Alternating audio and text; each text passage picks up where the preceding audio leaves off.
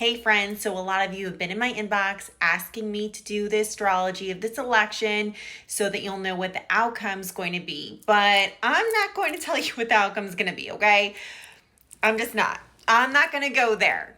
Why? Because I know it's going to upset somebody.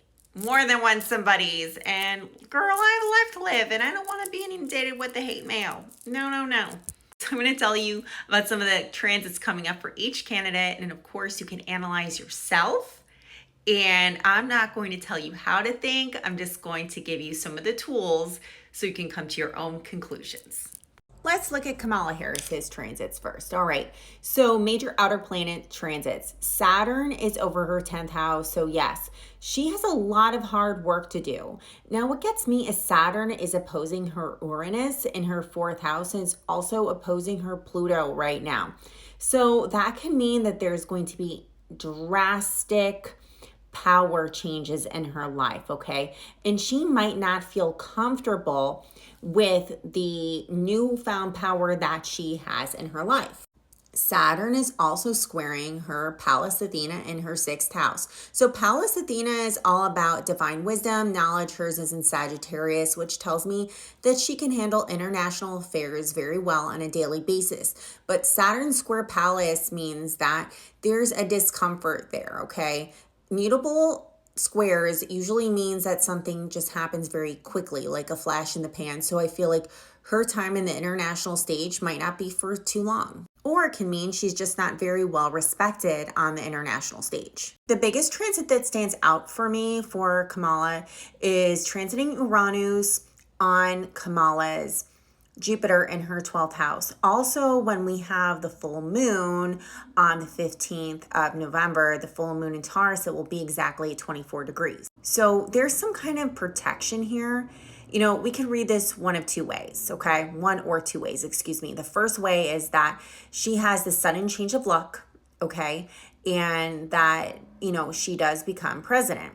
The second one is that she has this protection, right? 12th house, Uranus, Jupiter, moon, where, you know, she's being kept from being the president for her own protection. And that, once again, I'm not putting my political opinion in it. Maybe, just maybe, it's better for her not to be president for her own self, right? So we'll see what happens. With astrology, there's more than one way to interpret a transit, okay? And because I am not going to remote view any of these candidates, it's just unethical to me. I'm not going to side with either one, and I'm not going to tell you which transit, which side of the transit, which interpretation it is. I want you, the viewer, to feel what feels most in alignment for you, okay? Let's look at Trump's chart.